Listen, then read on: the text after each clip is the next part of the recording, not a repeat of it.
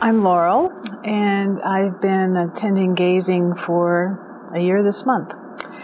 And thinking about how to explain my experience, a thought or a picture came to my mind of, as cliche as it may sound, of a flower unfolding in slow motion. It's like my spirit is unfolding. And it's been an opening, an expansion, a clearing, a healing, and a feeling of, one experience, I guess, that I can explain is my relationship to power.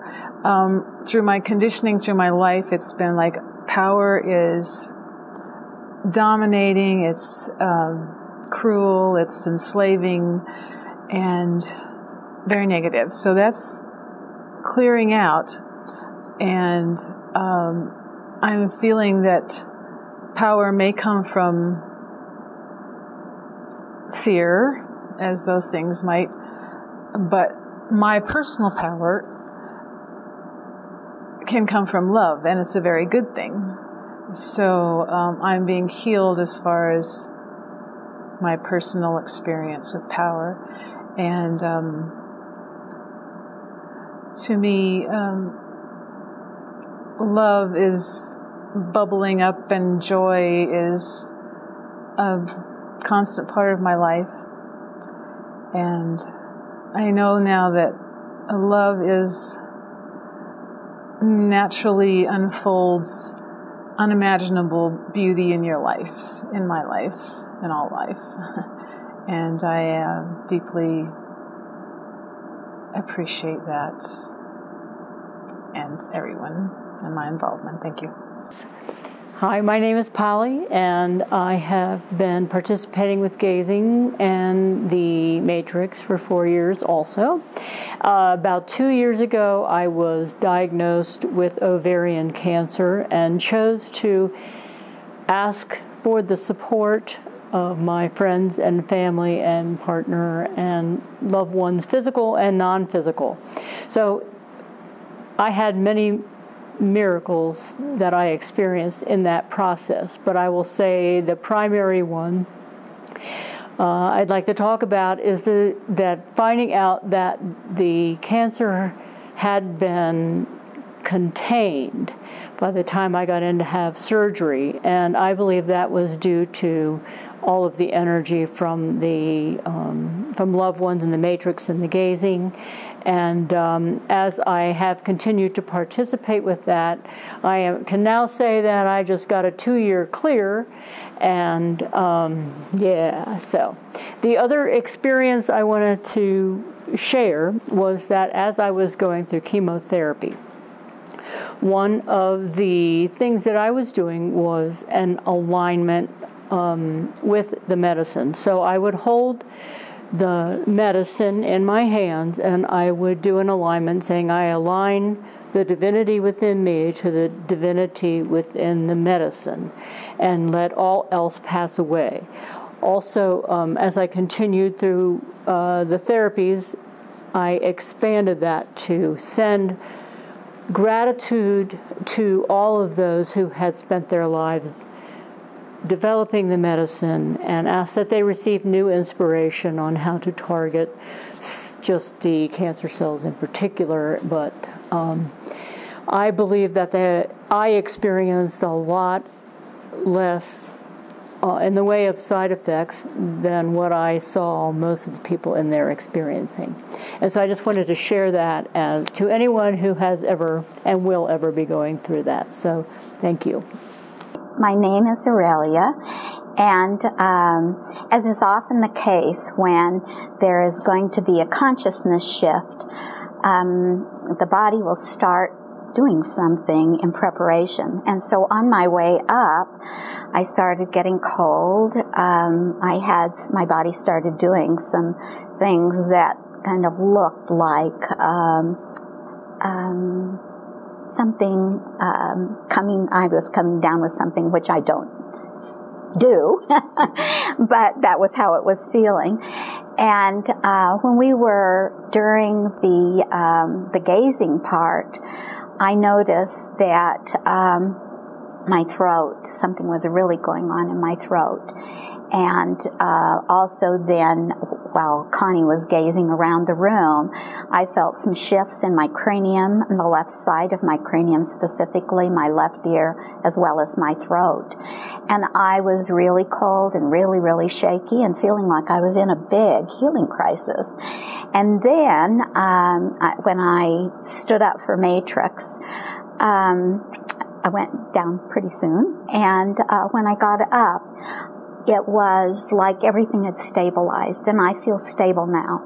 So as much as I have done this kind of work and have known you for many years, I thought I should talk about something that's happening in the here and now. I'm Jerry Petrasso. I'm one of the staff at Quantum Gazing with Connie and Jim, and it's been an honor to be part of the group for about 2.5 years and more. It's just the feeling that I get. It's just my life. It changes my life. It gives me peace and joy, and it's the connection of the eyes and the power and the presence that I get with Connie each time.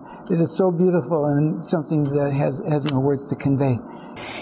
My name is Kathy, and I've been coming to gazing for several years. About a year and a half or 2 years ago, I was riding home in the car from gazing, and suddenly there was a very strong, remarkable feeling of extra energy, suddenly. And I was finding it hard to describe to my husband how strong it was and how electrical. And so I just waited for it to go away, and it didn't. It just stayed permanently. I feel a more heightened aliveness ever since for over 2 years now. And I'm so appreciative that I get to be here and have this happen. My name is Shirley, and someone once said, an unexamined life is not worth living. Well, as a result of being present at Connie's gazing, I received the gift of clarity and insight into my life that any psychiatrist would say was a breakthrough, without the expense, I must admit. Like a puzzle, all the pieces came together after that memorable evening of love that I felt, the unconditional love that radiated from Connie's eyes at the gazing experience. The dots were finally connected in my life, and I could understand, like never before, the process that my life had followed. From a childhood rejection from my peers, and living with a father whose frustrations in his own life caused him to drink too much, the foundation was laid for a very insecure person. And that went on to mold my life much of my adulthood as a result. I chose to be part of a relationship for 34 years that was not healthy and not balanced by any means. And I was always searching for validation as a person, questing for the love and connection that I never felt in life. A feeling that I was not of value and always trying to prove myself. I was always looking for acceptance just for Shirley. So the gazing experience with Connie left me with a feeling of unconditional love that radiated from Connie's eyes, and I felt the love of the masters just shining through. And it didn't really happen at that moment, but the next day and the following days, I began to see my life as never before. And I could, like I said earlier, connect the dots. And that gave me such a feeling of power and fulfillment and acceptance for myself. And Now I just want to live every moment in gratitude and just try to be a blessing to others, like Connie's gazing experience was a blessing for me. Thank you. Hi, my name is Jerry. I've been coming to gazing for quite a while now, and my experience is that over time I feel that it helps me open up my heart. I feel my heart opening. I have a very subtle but very definite increase in knowing who I am over time on the inside of myself. And I think that gazing really is a transformative experience for me, and from listening to other people I know it is for them. And it's not something which you can necessarily put your finger on, but it's something that you feel from the inside out. And it's very compelling to me, and I have really appreciated the opportunity to come again and again and again and experience the gazing. So thank you very much. So my name is Abby Salzberg, and when Connie is speaking, I always have the sense that God is enshrined in Connie, and that's just amazing evidence for God. And there's this expanded awareness, and just her heart feels so steady, and like everybody, it constantly, like it has this recommitment to giving and loving and steadying everybody around. And it gives me this great security, and it's a place where I just want to bask for long, long periods of time. But so I was expecting that, or expecting, I'm very familiar with Sai Baba's type of love and Jesus' type of love. And so in the gazing, that's what I was expecting to feel, was that characteristic Sai Baba love. And also to feel Connie and the characteristic Connie-ness that I usually feel. And how she's grown over the years to be enshrined in God and make every decision and subordinate everything to that and that will that Connie has. But when she stands up there and gazes, it feels like she's not there, really. And like there's this well that comes forth. And the well feels like it's this mix of every great being, every great human that's ever lived and done what they've done. And for me, it's actually hard to be in gazing, whereas being around Connie is usually like being in a wonderful bath of just love. And I think it's because it's more of a letting go, and I'm not very good at that. And it feels like it's working on sort of interstitial spaces, like spaces that I don't pay attention to normally, that are places that are unconscious. And so it feels like it's opening those up, sort of causing adhesions to kind of open, and also teaching me how to let God flow through. And it's helpful to me because I always think I have to be perfect before I can help people, and my life has to be perfect. And so to see that it can be this passive sort of thing where one is allowing God to do things is really great. And at the end of gazing, I felt light. I felt almost like my cells had been enlightened. And but it was also a little nerve-wracking because it felt like my spirit was hovering above my body a little bit. During the gazing, I noticed more blood flow to my brain, but then it actually felt like my spirit was kind of above me. So it helped to do the matrix afterwards to kind of integrate things, but I still feel like it's something that's going to be integrated over time, kind of like when you're walking on a cloud and you have to leave the presence of the cloud to realize, oh wow, I'm back in reality now, and this is like the real world, and how does this sort of intersect with all that. So thank you.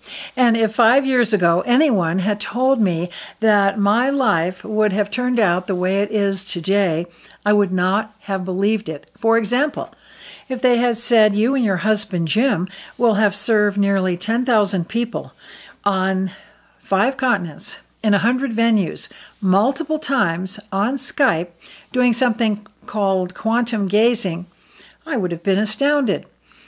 If they had said that thousands of people would have received remissions, clearings, and erasures of their suffering, it would have been astounding to me. I wouldn't have known what they were talking about.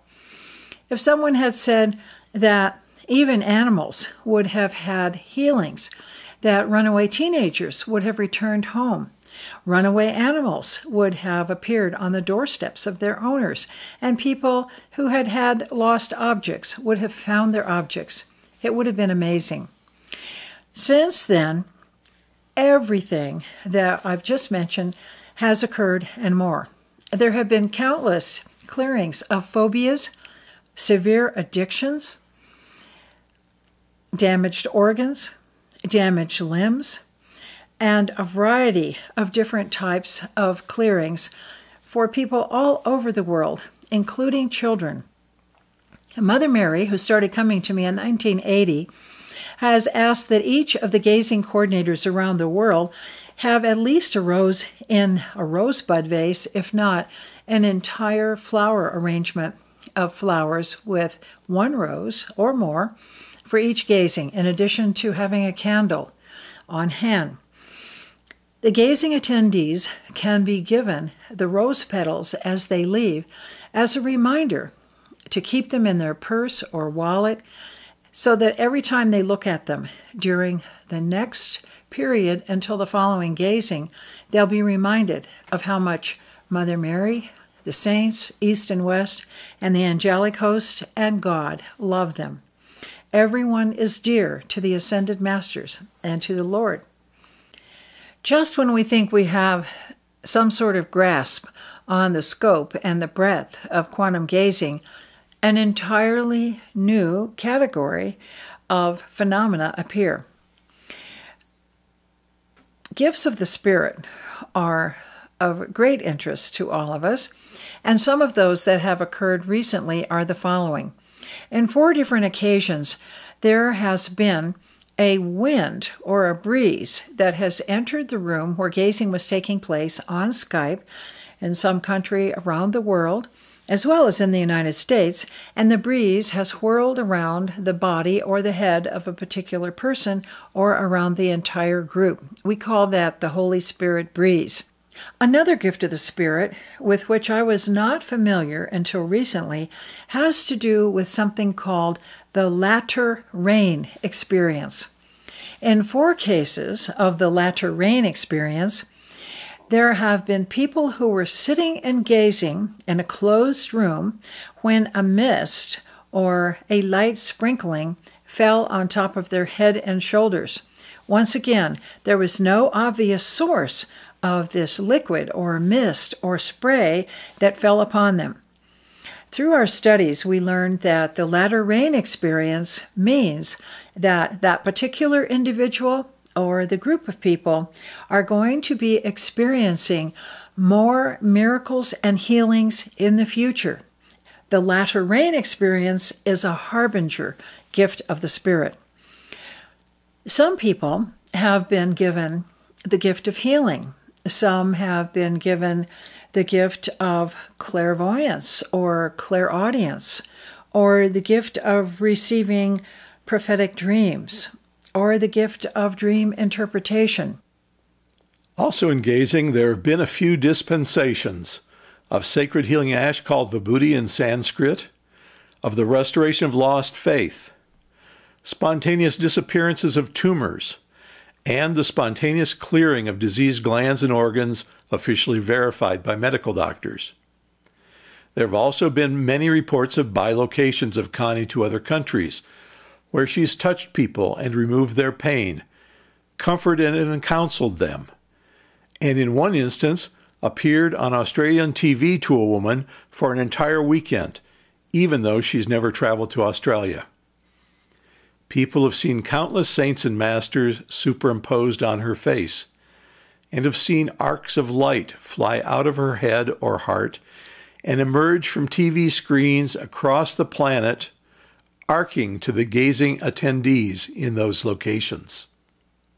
Another very interesting case involves an 11-year-old girl in Perth, Western Australia, who had leukemia. One day, in a Skype gazing, her neighbor, a doctor, a medical doctor, brought the child's photo to gazing. And during gazing, we all saw the effects of what appeared to be a steady stream of air hitting the photograph held up by the doctor. And the photograph was jumping and moving around so that the doctor had to hold tightly to it. But there were no open doors or windows in the room. There was no source of wind or air whatsoever. Several days later, the family of the child was contacted by doctors at the local hospital, and they were told that there was no leukemia in her blood or her body anywhere. The child had gone into complete remission. Naturally, God provided a tremendous miracle for that family. Several people have reported that Jim and I have appeared in their dreams and have given them comfort and advice, but we have no awareness of that, and we have no conscious means of doing it. You know, I've been very blessed to have traveled in 57 countries and have given talks and workshops all over the world for the past 30 years. However, I have not been to Australia. So when there have been so many bilocation experiences and so many phenomena in Australia in particular, it is a mystery. It's just one of the ways in which the Lord uses this body for His purposes to heal and comfort and console other people. To finish the Rosie story, I'd like to mention that there were several points along the way in her recovery process when doctors told the family that she probably would not survive. Rosie, however, decided that she was going to walk again with great determination, and on Christmas Day morning, at about 2 o'clock in the morning, she called her parents and said, "Please come and help me. Please push the wheelchair over to the Christmas tree. I am going to give Jesus his birthday present. I told him I would walk for him on his birthday. It's December 25th. Please hold the chair. I'm going to get up and walk." And she did.